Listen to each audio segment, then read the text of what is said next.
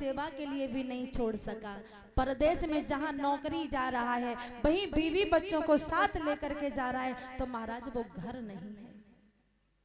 घर कौन सा होता है?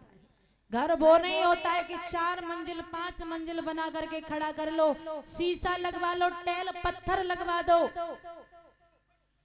वो घर नहीं होता है, वो एक मकान कहने के लायक होता है। घर तो एक वो होता है, चाहे एक झोपड़ी घर में पड़ी है, लेकिन बूढ़ी मैया और 4 भाई है, तो 4 भाई एक साथ बैठ करके खाना खा रहे हैं, वो तो एक घर कहलाने के लायक होता है। लेकिन आजकल तो थोड़े बड़े हो गए, जब तक शादी ना है भाई तब तक मम्मी पापा के गुण गाए टिंकू भैया, और शादी हो गई तो चूल्हो अलग धर के बैठे गए। ये घर नहीं होता दादा, ध्यान रखना मेरी बात। मैं इधर इटावा साइड में कथा कहने के लिए गई, पिछली साल की बात है।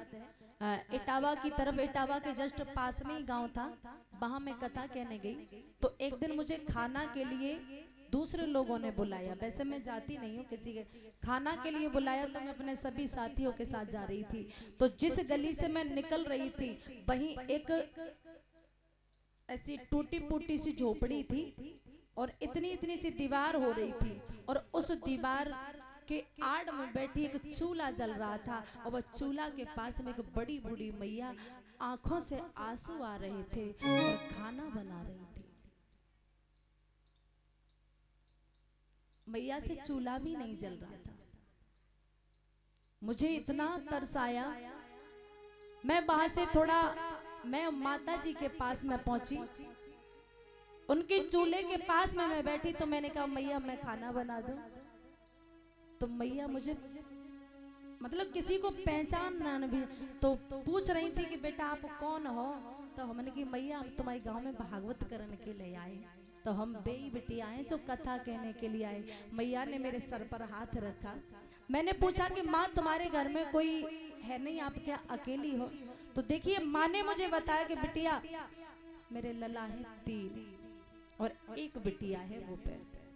बिटिया मैंने पराए घर की कर दी, तीनों बेटन को ब्याह कर दो। एक बेटा मेरा सरकारी मास्टर है, एक यूपी पुलिस में है, और एक लला मेरो फौजी है।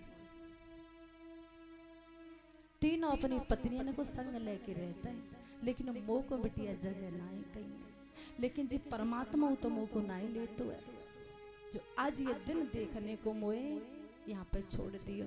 तो याद रखना मैया, उन बूढ़े माँ बाप की कदर कर लो, जो माँ बाप हमें जन्म देकर के इस पृथ्वी पर लाते हैं।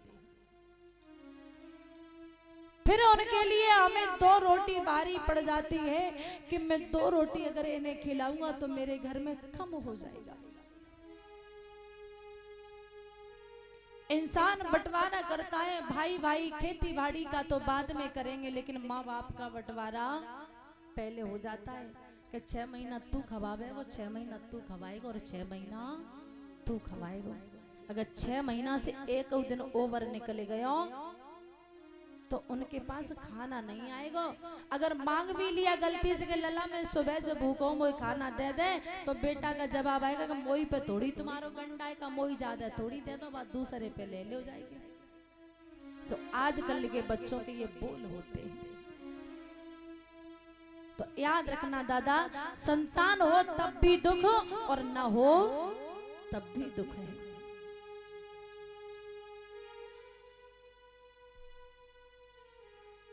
मैया सुनीति रो करके आई है और सुरजी के सामने हाथ जोड़ करके खड़ी हो गई और कहने लगी बहना मेरी एक बात सुनो।